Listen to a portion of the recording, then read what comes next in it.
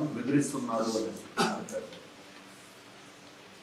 ఇక గురజాల జగన్ గారు ప్రతిపక్ష హోదా అనేది 10% మెజారిటీ ఉంటేనే ఇవ్వాలనేది ఎక్కడ కానీ చట్టంలో లేదు. గతంలో ఢిల్లీలో 3 సీట్లకే పరిమితమైనటువంటి మీ కూటమి పార్టీ అయినటువంటి బీజేపీకి ప్రతిపక్ష హోదా కల్పించినారు ఢిల్లీలో అరవింద్ కేజ్రీవాల్ గారు. అది మీరు గమనించాలని మీకు నేను తెలియజేస్తూ ఉంటాను.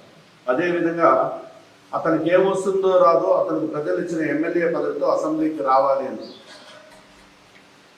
ఈ దేశంలోనే 5 లక్షల మెజారిటీతో గెలిచిన ఎంపీగా గెలిచిన వ్యక్తి జగన్మోహన్ రెడ్డి. అతనికి అసెంబ్లీలో ఏ విధంగా రావాలి ఏ విధంగా రాకూడదు అనేది అతనికంటే గొప్పగా తెలిసిన వ్యక్తి ఎవరు లేరు. నువ్వు అదృష్టం కొద్దీ ఈవీఎంల మహిమతో ఏదో ఎమ్మెల్యే అయిపోయినావు కాబట్టి నీ స్థాయికి మా నాయకుడు జగన్మోహన్ రెడ్డి గురించి మాట్లాడే స్థాయి నీది కాదనేది నువ్వు గుర్తుపెట్టుకోవాలని నేను పత్రికాముఖంగా తెలియజేస్తా ఉన్నాను. ఇంకో పాయింట్ ఏం చెప్పాడంటే, చిన్నప్పుడు టీవీల్లో డిఎల్ రవీంద్రారెడ్డి వ్యాఖ్యలను చూసేవాళ్ళం. నీకు ఇన్ని మార్కులు వచ్చాయని అంటే డిఎల్ అంటే లేదు లేదు నాకు 100కు 100 వచ్చాయి అని జగన్మోహన్ రెడ్డి అనేవారు. వాస్తవం జగన్మోహన్ రెడ్డి గారు అదేవిధంగా వాళ్ళ పిల్లలు ఎడ్యుకేషన్లో జమ్స్. ఈరోజు ఈ ప్రపంచంలోనే అత్యున్నత విద్యాశాలలో చదువుతున్న వ్యక్తులు జగన్మోహన్ రెడ్డి గారి పిల్లలు.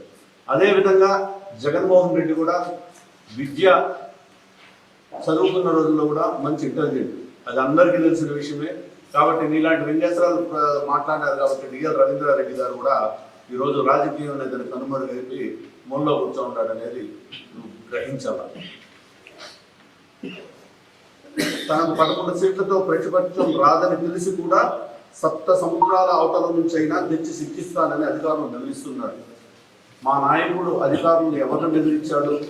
ఎవరైతే చట్టానికి విరుద్ధంగా చట్టబద్ధంగా కాకుండా అన్యాయంగా అక్రమంగా ఎవరి మీదైనా కేసులు పెట్టి హింసిస్తే అటువంటి వ్యక్తులను మాత్రం ఈరోజు మీరు తప్పించుకున్న తదనంతరం 7 సముద్రాల అవతలున్న తీసుకొచ్చి మిమ్మల్ని శిక్షిస్తామని చెప్పారే కానీ అందరి అధికారులను ఏకతాటి మీద బెదిరించలేదనేది నువ్వు ఖచ్చితంగా దీన్ని గ్రహించాల. గవర్నర్ని కూడా బెదిరిస్తే మా 164 మంది ఎమ్మెల్యేలు భయపడతారని జగన్మోహన్ రెడ్డి గారు భ్రమపడుతున్నారంట. భ్రమపడతా ఉండేది నువ్వు ఈరోజు చిత్తూరు ప్రజల్ని పేదల్ని భయభ్రాంతులకు గురి చేసి పేదల్ని ఎట్లా పడితే అట్లా దౌర్జన్యాలు చేసి అన్ని రకాలుగా పేదలను హింసించి భయపెట్టి కేసులు పెడతాం అది పెడతామని భ్రమ పెట్టి చూపించి వాళ్ళకు భయపెడతా ఉండేది నువ్వు. కాబట్టి జగన్మోహన్ రెడ్డి గారి నైజం ఒకరిని భయపెట్టే నైజం కాదు, ఎటువంటి కష్టానైనా ఎదుర్కొనే నైజంని మీ ద్వారా నేను తెలియజేస్తూ ఉంటాను.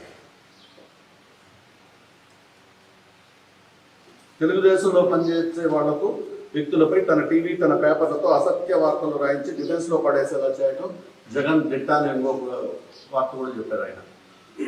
ఈరోజు 175 నియోజకవర్గాల్లో మీడియా మేనేజ్మెంట్ చేసి ఈనాడు ఆంధ్రజ్యోతి రిపోర్టర్లు కొంతమందిని చేతిలో పెట్టుకొని పిల్లిని పులిగా చేసి చూపించి వార్తలు రాయించుకోవడంలో నీకు మించిన దిట్ట ఈ దేశంలోనే ఎవరు లేదని కూడా మీ ద్వారా నేను తెలియజేస్తున్నాను.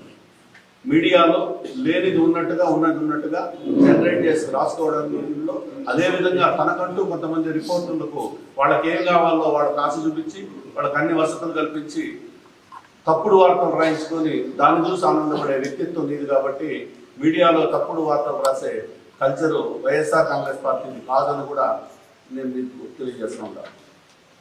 సూపర్ 6 పథకాలతో హామీల్లో ప్రజల్లోకి వెళ్ళాం, 164 మంది గెలిచాము అనేసి అన్నారు. వాస్తవం సూపర్ 6 హామీల్లో ప్రజల్లోకి వెళ్ళారు, ప్రజలు మీకు మ్యాండేట్ ఇచ్చారు. కానీ ఇచ్చిన మ్యాండేట్ని సూపర్ 6 హామీలను మీరు ఎంతవరకు అమలు చేశారనేది కూడా నువ్వు ప్రస్తావించుంటే బాగుండేది. ఎందుకంటే ఈరోజు సూపర్ 6 హామీలు ఇచ్చి ప్రజల్ని నట్టేట ఉంచింది మీరు అనేది కూడా నువ్వు గ్రహించాలా. దీనికి నిదర్శనం చిత్తూరులో ఆగస్టు 15వ తారీఖు నాడు మీరందరూ కూడా చూశారు. తను ఆగస్టు 15కు ఉచిత బస్సులు అని చిత్తూరు మొత్తం బోర్డులు కట్టాడు. గత ఆగస్టు 15లోనే చిత్తూరులో బోర్డులు కట్టాడు మహిళలకు ఉచిత బస్సులు అని. ఈ పొద్దుటి వరకు ఉచిత బస్సులు ఏమైంది? జగన్ గారు గురజాల జగన్ గారు చూడండి, మీరు పెట్టిన డిజిటల్ బోర్డు ఈ పొద్దు వరకు ఈ ఉచిత బస్సులు ఏమైందో దీనికి నువ్వు సమాధానం చెప్పాలా. అదేవిధంగా నీ సొంత హామీ ఒకటి ఇచ్చావు. ఏమని ఇచ్చావంటే చిత్తూరులో యూనివర్సిటీ, గ్రీన్ సిటీ, చిత్తూరు నగరాన్ని ఇండస్ట్రియల్ కారిడార్గా చేస్తాను, అది చేస్తానని. ప్రభుత్వం వచ్చిన వెంటనే చిత్తూరు మొత్తం ఎక్కడ పడితే అక్కడ కాలువలు లోడేసావు. కనీసం దాన్ని కూడా ఇంతవరకు నువ్వు పూర్తి చేయలేదనేది నువ్వు గ్రహించాలా. అదేవిధంగా గతంలో నాతో పోటీ చేసిన వ్యక్తి ఓడిపోయాడు నా చేతిలో. అతను ఆర్టీసీ వైస్ చైర్మన్ గా ఉండి చిత్తూరుకి ఒక బస్సు కూడా తీసుకురాలేదు. నేను 36 బస్సులు తీసుకొచ్చానని తను ప్రగల్భాలు పలికారు. అయ్యా గురజాల జగన్ గారు, నువ్వు జిల్లా మొత్తం కలిపి 36 బస్సులు తీసుకొస్తే దాంట్లో కేవలం చిత్తూరుకి వచ్చింది 4 బస్సులు అనేది నువ్వు గ్రహించాలా. చిత్తూరులో 22 బస్సులు ప్రజల కోరిక మేరకు ఎక్కడైతే వాళ్ళు విన్నపించి లెటర్ పెట్టారో మాకు ఈ రూటుకు బస్సులు కావాలి, ఈ రూటుకు బస్సులు కావాలని వాళ్ళు కోరారో ఆ రూట్లలో 22 బస్సులు నేను వైస్ చైర్మన్ గా ఉన్నప్పుడు చిత్తూరులో ఓపెన్ చేయడం జరిగింది. ఒకవేళ నీకు తెలియకుంటే చిత్తూరు ఆర్ఎం గారినో లేదు డిఎం గారి దగ్గరికి వెళ్ళి ఎన్ని బస్సులు ఓపెన్ చేశారనేది ఒకసారి వాళ్ళ దగ్గర ప్రూఫ్ తీసుకోమని కూడా నేను మీ ద్వారా తెలియజేసుకుంటా ఉన్నాను. అదేవిధంగా జగన్ గారు తాగరు, కానీ అనేక రకమైన లిక్కర్ బ్రాండ్లు ప్రవేశపెట్టారని వ్యంగ్యంగా కొన్ని బ్రాండ్ల పేర్లు చెప్పారు. వాస్తవమే, ఆ బ్రాండ్ల పేర్లు చెప్పడానికి కూడా నీకు చేతకాలేదు. ఎందుకంటే నువ్వు తాగేది రాయల్ సెల్యూట్ కాబట్టి పేదలు తాగే మందుల బ్రాండ్ గురించి కూడా పేరు నీకు సరిగ్గా తెలిసి ఉండదు. 3 క్యాపిటల్ అనే ఒక బ్రాండ్ పేరు చెప్పారు ఆయన. అదేవిధంగా ప్రెసిడెంట్ మెడల్ అనేది ఒక బ్రాండ్ పేరు చెప్పారు. అసలు 3 క్యాపిటల్ అనే బ్రాండ్ ఆంధ్రప్రదేశ్లో ఇంతవరకు లేదు. అదేవిధంగా తను చెప్పిన ప్రెసిడెంట్ మెడల్ విస్కీ 22/11/2017లో ఈ బ్రాండ్ రిలీజ్ అయింది. మళ్ళీ గవర్నర్ రిజర్వ్ విస్కీ 5/11/2018లో రిలీజ్ అయింది. ఇంకొకటి బూమ్ బూమ్ అనేది 14/5/2019లో ఈ ప్రోడక్ట్ అంతా రిలీజ్ అయింది. అదేవిధంగా బ్రిటిష్ ఎంపైర్ అనేది 7/6/2017లో రిలీజ్ అయింది. మీరు గమనిస్తే ఈ బ్రాండ్ రిలీజ్ చేసిన డిస్టిలరీలన్నీ తెలుగుదేశం ప్రభుత్వంలో తెలుగుదేశం ప్రభుత్వానికి సంబంధించిన వ్యక్తులవే. PMK distillery Kothapadu, east Godavari జిల్లా, యనమల రామకృష్ణుడు గారు వియ్యంకుడిది. అదేవిధంగా శ్రీకృష్ణ డిస్టిలరీ చిత్తూరు, దివంగత నేత ఆదికేశ్వర నాయుడు గారిది.